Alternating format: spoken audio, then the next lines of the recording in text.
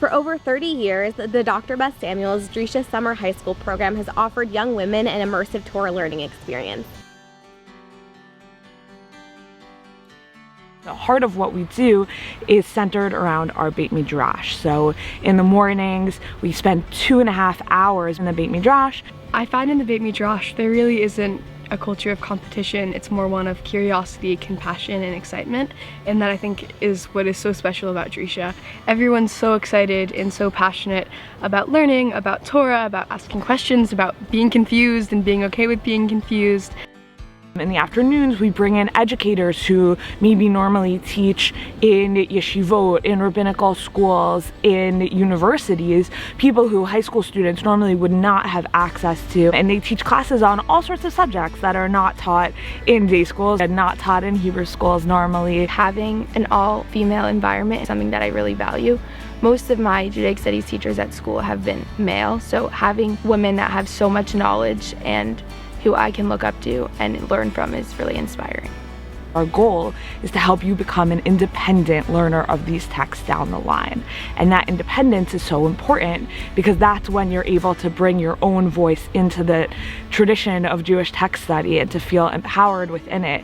I'm with them for 2.5 hours every morning, but then sometimes they'll say like, oh, we didn't get to this material, and all of a sudden they're like breaking out their Gemaras and keeping going at it at night Seder. A Beit Midrash where everyone is just so excited to be there. Our Beit Midrash is just filled with chidushim, but also tons of laughter, and that combination is so special. And I think being in a camp setting really helps elevate both our Torah and our friendship and our ability to bond as a unit. So we play kickball and gaga and go swimming and archery and ropes course. Students are coming from all different backgrounds, and to create an environment where everyone has something to give and to add to our interpretation of the text, and where our study is enhanced by the many different perspectives that are here. I go to a public school in Australia. I don't really get the opportunity to be in an environment with like a bunch of other girls who want to learn Torah and Talmud in a formal setting. Everyone comes together for like such authentic love of Torah. Obviously I knew like there are Jews around the world, but I didn't really know what that looked like until I came here.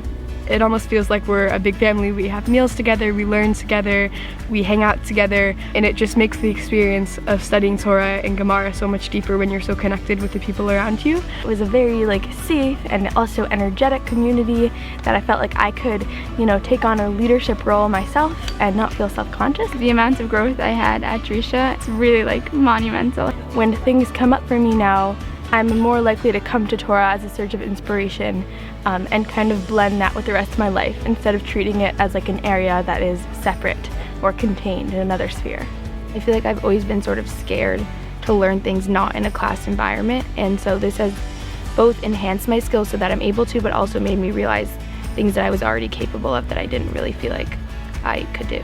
When someone in their shul says, we need someone to give a Dvar Torah for this, they feel confident to step up and say, yes, I can do that. I know how to participate. The Torah is mine. Everyone is just so excited to be there, and everyone chose to be there, and everyone just wants to continue the learning environment that I just wanted to be in for as long as possible.